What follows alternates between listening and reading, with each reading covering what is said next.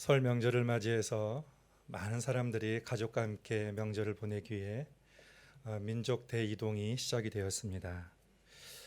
특히 올해는 사회적 거리두기가 완화가 되어서 해외 교민들도 한국에 많이 방문하고 또 우리 교인들도 그런 분들이 적지 않게 계신 줄로 알고 있습니다. 새해가 되면 함께 인사를 나누고 또 덕담을 하게 되죠. 새해 복 많이 받으세요. 새해는 더 행복하시고 큰 희망이 있기를 바랍니다. 올해가 토끼 때인데 토끼처럼 껑충껑충 문제를 다 넘어서고 쭉 전진해 나가는 한 해가 되길 바랍니다. 이렇게 인사들을 합니다. 오늘 설교 제목을 예배에 성공하라라고 정했습니다. 새해가 되면 사람들은 나름대로 계획을 합니다. 그리고 그 계획을 성취하고 성공하기 위해서 희망을 가지고 시작을 하고 열심히 노력을 합니다. 여러분은 올해 어떤 계획을 가지고 계십니까? 각자 계획을 가지고 계시고 그것을 또 성취하고 싶겠지만 무엇보다도 그리스도인은 예배에 성공해야 합니다. 이런 말이 있습니다. 예배의 성공은 신앙의 성공이다. 예배의 성공은 인생의 성공이다. 저는 오늘 설교 제목을 빌어 여러분의 새해를 축복하고 싶습니다. 새해에는 다들 예배에 성공하시기를 주님의 이름으로 축복합니다. 제가 전에 섬겼던 교회에서 한 권사님이 있습니다. 자주 잊어버리고 깜빡깜빡하는 권사님이에요. 주머니에 핸드폰을 넣고서도 내가 핸드폰을 어디다 뒀지 하면서 이리저리 헤매며 찾아다니기도 하고 또 어떨 때는 지갑을 교회에다가 두고 카드랑 현금이랑 많이 들어있는 그 지갑을 교회에 두고는 집에 가서 여기저기 다 뒤져보고 찾다가 저희 교육자들이 갖다 줄 때도 있었습니다. 남편 집사님이 아침에 일찍 출근을 하셔요. 그래서 이 권사님은 새벽 예배 나오기 전에 미리 밥이랑 요리를 다 만들어 놓고 새벽 예배를 나옵니다. 여느 때와 다름없는 어느 날 역시 새벽 예배에 나오셨습니다. 근데 그날 제가 전했던 설교 본문이 욥기였습니다. 욥의 인내와 고난이었습니다. 욥의 인내와 고난에 대해서 계속 설교를 하다가 이제 설교가 마무리될 즈음에 제가 원고에 없던 말을 갑자기 하게 됐어요. 제가 자주 사용하지 않는 말을 하게 됐습니다. 여러분 성령의 불을 받아야 됩니다. 여러분 성령의 불을 받아야 됩니다. 3번 있습니다.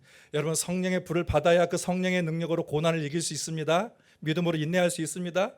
이렇게 설교를 했습니다. 근데 권사님이 뒷자리에 앉으셨다가 갑자기 일어나시더니 황급히 예배당 밖을 나가시는 거예요. 저는 생각을 했습니다. 내 설교가 마음에 안 들었나? 이렇게 생각을 했습니다. 그리고 그냥 예배 끝나고 며칠이 지났어요.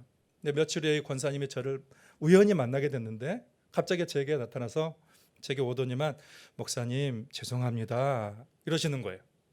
아니 권사님께서 제게 죄송할 일이 한 게 아무것도 없는데 권사님 같은 분이 왜 저에게 죄송할 일이 있습니까? 이렇게 말했더니 새벽 예배 때 있었던 말씀을 이제 하시는 거예요.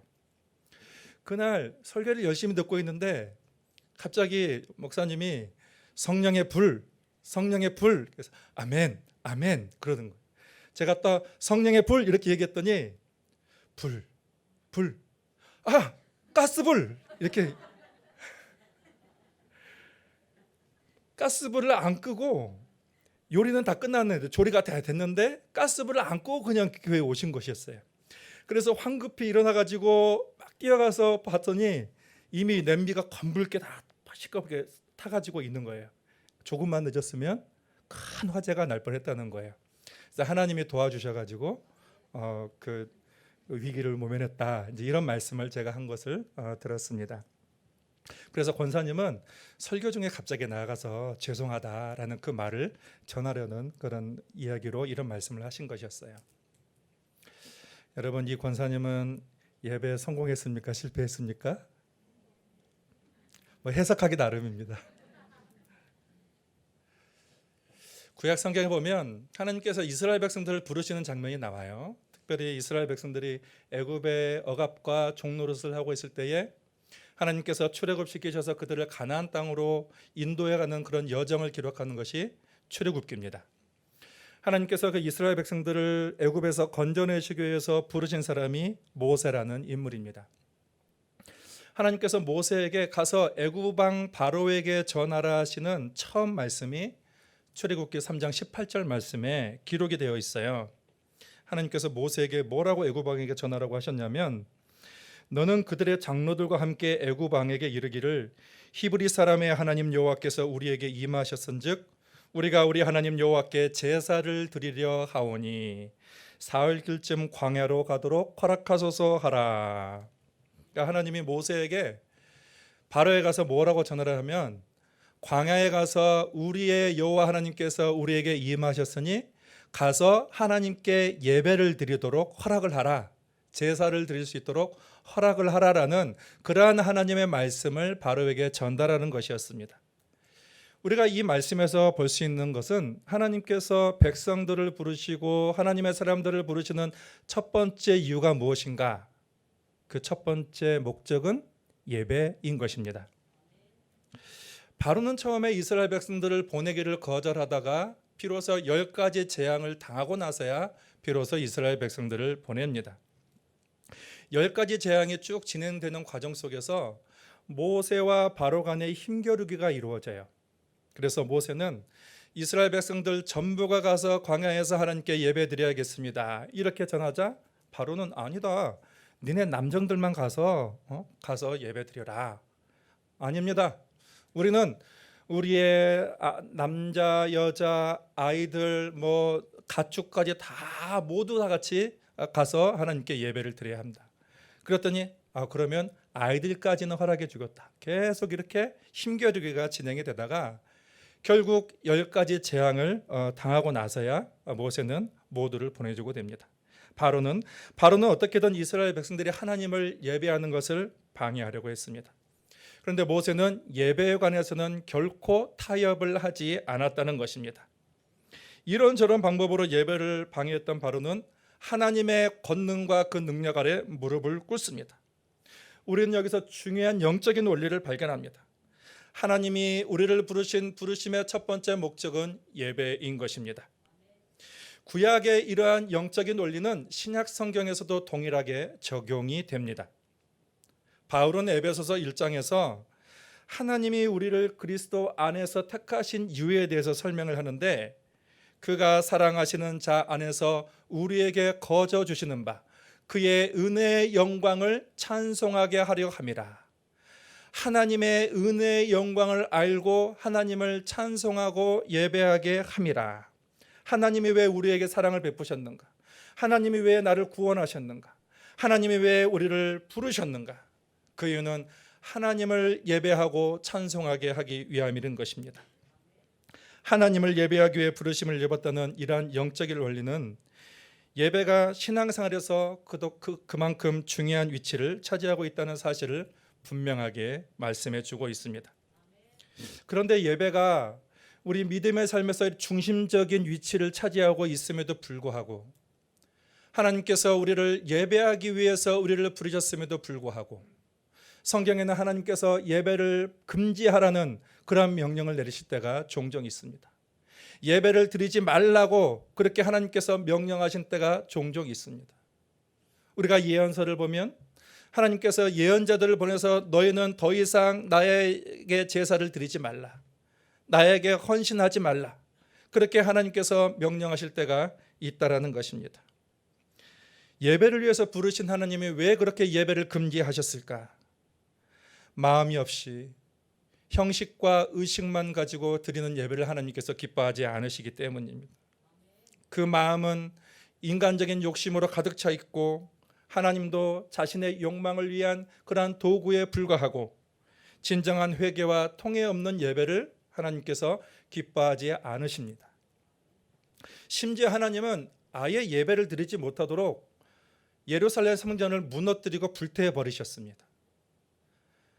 이스라엘이 범죄하자 하나님께서는 바벨론이라는 거대한 그런 신흥 국가를 부르셔서 예루살렘을 완전히 초토화시키고 예루살렘 성전은 무너지고 불태워 버렸습니다. 왜 그랬을까? 성전이 하나님을 예배하고 경배하는 장소가 아니라 범죄하는 자리가 되어버렸기 때문입니다. 사람들은 성전을 이용해서 권력을 얻고 개인의 이익을 탐했습니다. 죄와 불의에 대한 통회함과 회개가 일어나야 될 그 자리에 오히려 죄를 부추기고 우상 숭배를 권장했습니다. 거룩함의 향기가 나야 될 그러한 성전에서 더러운 냄새가 자리가 되어버렸기에 하나님은 예배를 그렇게 기뻐하심에도 불구하고 아예 예배를 드리지 못하도록 성전을 부숴버리셨습니다. 여러분, 하나님의 성전을 폐쇄하고 무너뜨린 이유가 정말 예배를 받기 싫어서 그러셨을까요? 그렇지 않습니다. 깨달으라는 경고죠. 성전이야 무너뜨리면 얼마든지 다시 세울 수가 있습니다. 그런데 하나님은 성전이라는 건물과 그러한 장소보다는 그 안에 있는 예배자들의 마음에 관심이 있으십니다. 여러분, 예루살렘 성전이 얼마나 잘 지어졌습니까? 외국에서 고급 자재들을 가지고 왔어요.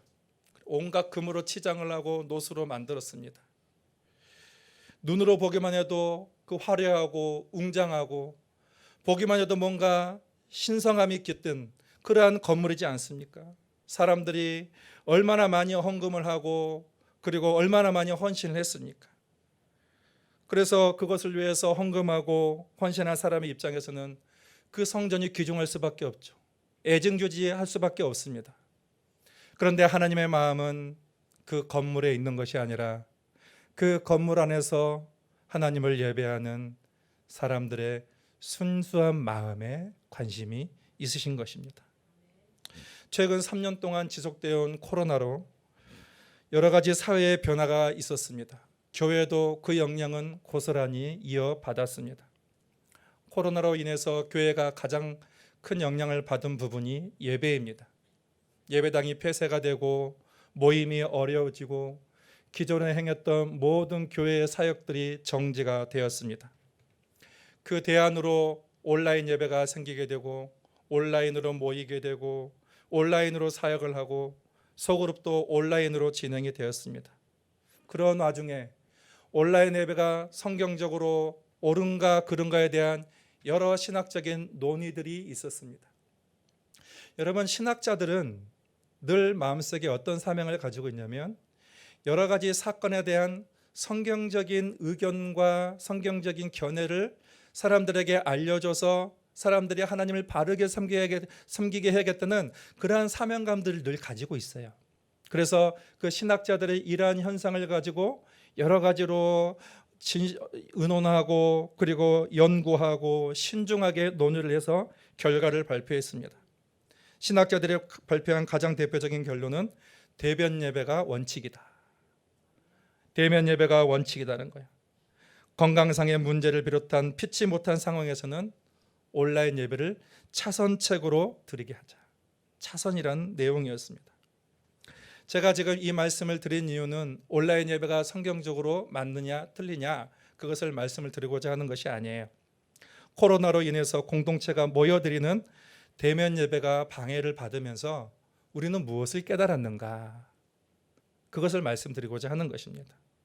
주일이면 늘 예배당에 나와서 예배를 드리고 또 하나님을 만나고 하나님의 은혜를 누리고 성도들과 사랑을 교제를 하는 것이 했던 것이 짧게는 몇 주, 길게는 몇 달 동안 정지되면서 우리가 깨달았던 것은 모임의 소중함이었습니다.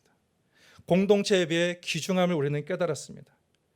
교회 문이 폐쇄되어서 몇 날 동안 예배도 제대로 드리지 못하고 성도들의 얼굴을 보지도 못했던 못하고 예배를 드리지 못하다가 아주 오랜만에 공동체가 함께 예배를 드렸을 때 그때 우리의 감격은 이루 말할 수가 없었습니다. 모든 성도들이 눈물로 간절한 마음으로 사모하는 마음으로 하나님을 예배했습니다. 그 예배에 참여했던 그 교인들이 하나같이 하는 말들은 우리 예배가 이렇게 소중한지 몰랐다. 우리의 모여서 드리는 예배가 이렇게 감격 있는지 몰랐다. 그렇게 말을 했을 때에 우리 모두가 함께 다 공감하지 않았습니까? 여러분, 예배는 하나님의 축복입니다. 예배는 하나님을 위해서 드리는 것이 아니라 우리 자신을 위해서 하나님께서 드리라고 하신 것입니다. 인간은 하나님으로부터 생명력을 공급받아야 영적인 삶을 영위할 수가 있어요. 인간은 하나님을 만나야 돼요.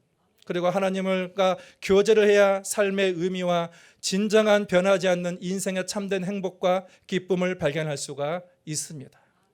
근데 이 모든 것들을 무엇을 통해서 우리가 얻을 수 있는가? 예배를 통해서 얻을 수 있다라는 것입니다. 우리는 예배를 통해서 살아계신 하나님을 만납니다. 하나님은 예배 가운데 임재해 계시고, 그리고 우리에게 말씀을 주시고 위로하시고 격려하시고 또 교훈도 주시고, 때때로는 치유하시고 때때로는 회복도 주시는 하나님이십니다. 복과 은혜를 주십니다. 우리는 예배 때에 그 하나님의 은혜를 누리고 하나님께 반응을 하죠. 찬양으로 반응을 하고, 기도로 반응을 하고, 봉헌으로 반응을 하고, 우리의 입술로, 우리의 전 존재로 하나님께 반응해서 살아계시고 위대하시고 은혜 주시는 그 하나님을 우리가 반응을 하게 되는 거예요. 그래서 예배의 요소에는 하나님의 임재와 하나님의 구원의 은혜가 있고, 그리고 또 예배의 요소에는 그 구원의 은혜에 대한 인간의 반응이 있습니다. 그리고 또 하나의 요소는 이 예배가 생활로 이어지는 삶의 예배가 있습니다. 여러분, 예배 드릴 수 있다는 것은 하나님이 인간에게 주신 큰 복입니다. 예배의 성공은 모든 곳의 성공입니다. 오늘 본문 말씀에 보면 예배에 성공한 사람과 예배에 실패한 사람이 나옵니다. 처음 사람 아담에게는 두 명의 아들인데 첫째가 가인이요 둘째는 아벨입니다. 이들이 장성하여서 가인은 농사하는 자가 되고 아벨은 양을 치는 자가 되었습니다. 세월이 지나서 가인은 땅의 소산으로 예배를 드렸고, 아벨은 양의 첫 새끼와 그 기름으로 예배를 드렸습니다. 우리가 성경을 보니까 하나님께서 가인과 그의 제사는 받지 아니하시고 아벨과 그의 제사는 받으셨다, 그렇게 기록을 하고 있습니다. 이에 가인의 안색이 변하고 가인이 분을 내었다. 그리고 하나님께서 가인의 예배를 받으신 이유에 대한 설명으로 오늘의 말씀이 마무리가 됩니다. 똑같이 예배를 드렸어요. 그런데 하나님은 가인의 제사를 받지 않으시고 아벨의 제사를 받으셨어요. 저는 궁금했습니다. 왜 하나님은 가인의 제사를 받지 않으시고 아벨의 제사를 받으셨을까? 근데 어렸을 때는 그걸 잘 모르겠어요. 그 뜻과 의미도 잘 모르겠어요. 그러다 커서 성경을 보다가 알게 되었습니다. 하나님께서 가인의 제사와 그 제물을 받지 않으신 그 이유를 히브리서 11장 4절에서는 이렇게 기록을 하고 있습니다. 믿음으로 아벨은 가인보다 더 나은 제사를 하나님께 드림으로 의로운 자라 하시는 증거를 얻었으니 하나님이 그 예물에 대하여 증언하심이라. 그가 죽었으니 그 믿음으로써 지금도 말하느니라. 아벨은 믿음으로 하나님께 제사를 드렸다는 거예요. 그런데 가인은 그 제사에 믿음이 없었습니다. 우리가 예배를 드릴 때에 어떤 믿음을 가져야 됐습니까? 하나님은 우리가 예배할 때에 두세 사람의 이름으로 모인 곳에 나도 그들 중에 있느니라. 그 공동체에 믿는 자들의 예배 가운데 하나님께서 임재하신 사실을 믿습니다. 그리고 그 하나님께서 예배 가운데 나를 만나 주신다는 그러한 사실도 믿습니다. 하나님께서 예배 가운데 드리는 우리의 기도를 들어주신다. 하나님께서 나를 치유하시고 회복하시고 내 인생을 복되게 하신다. 그 사실을 우리는 믿습니다. 그래서 그 예배 가운데 하나님의 통치가 이루어지는 것을 믿고 하나님을 간절히 사모하는 마음으로 드리는 예배를 하나님께서 기뻐 받으십니다. 그런데 아무런 기대도 없이, 아무런 간절함도 없이 건성으로 그냥 의식으로 드리는 예배를 하나님께서는 기뻐 받으시지 않으신다는 것입니다. 하나님이 가인의 제사를 받지 않으신 두 번째 이유를 오늘 본문에서 6절과 7절에서 발견할 수 있습니다. 여호와께서 가인에게 이르시되 내가 분하여 함은 어찌 됨이며 안색이 변함은 어찌 됨이냐. 내가 선을 행하면 어찌 낯을 들지 못하겠느냐. 선을 행하지 아니하면 죄가 문에 엎드려 있느니라. 죄가 너를 원하나 너는 죄를 다스릴지니라. 가인은 죄의 문제를 가볍게 여겼어요. 죄가 그의 마음에 있다면 이것을 가지고 통회하고 그것 때문에 마음 아파하고 가슴 아파야 되는데 죄의 문제를 대수롭지 않게 여겼다는 거예요. 가볍게 여겼습니다. 여기 보면 죄가 문에 엎드려져 있다라고 했습니다. 죄가 문에 엎드렸다는 것이 무슨 말인가? 오늘날의 전쟁은 육해군, 심리전, 정보전 뭐 이런 여러 가지 복합적인 그런 요소들이 있습니다. 근데 과거의 전쟁은 성을 정복하는 전쟁이에요. 성을 정복하는 데 있어서 가장 중요한 것은 누가 성문을 장악하느냐 하는 거예요. 성문을 장악할 때에 그 전쟁에서 우위를 점하게 되는 것입니다. 성문만 장악하면 되는 거예요.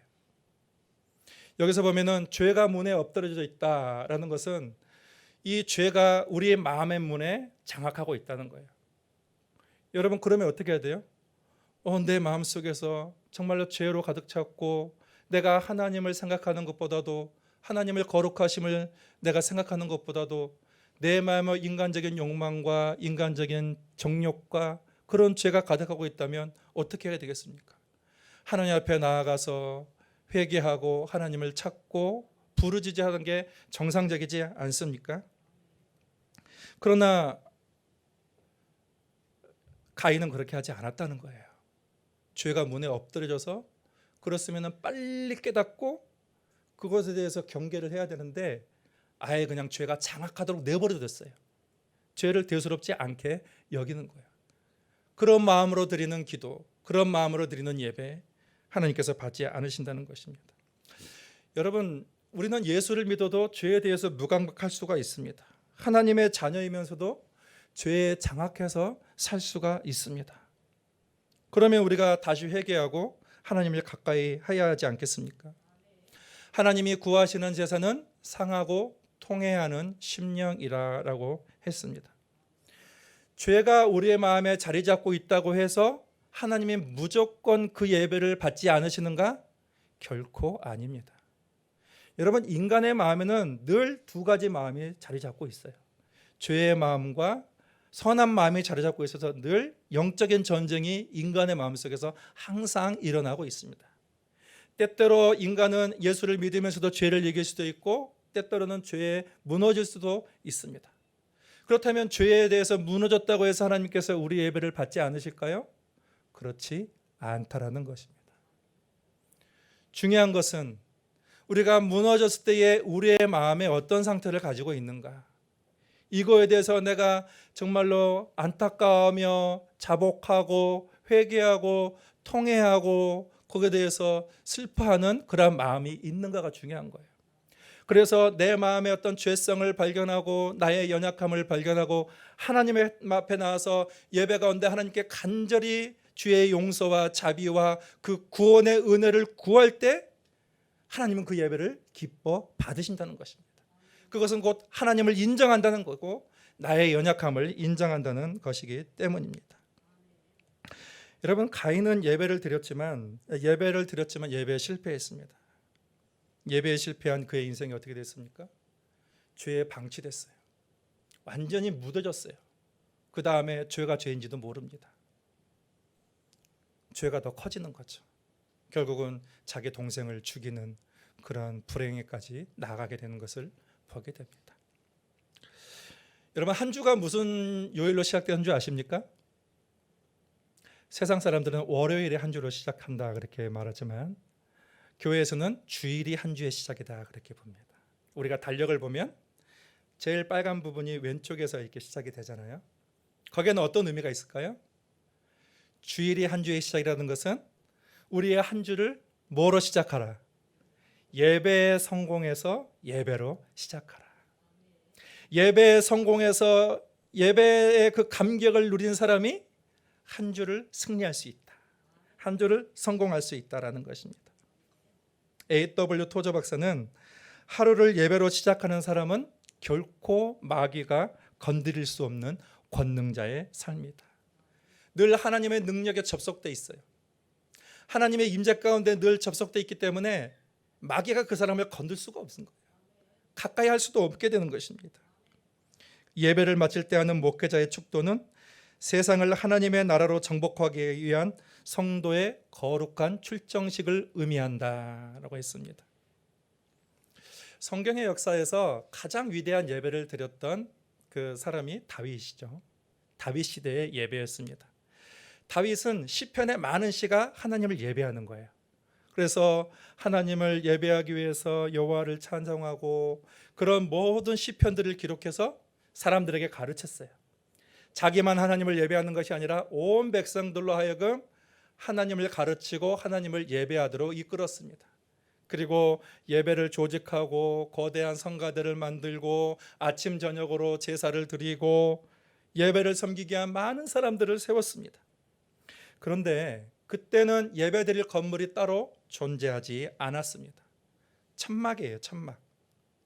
그 천막 장막 안에 그 언약궤가 있었어요. 휘장도 없었어요. 휘장도 없고 따로 예배를 위한 어떤 기구들도 준비되어 있지 않았습니다.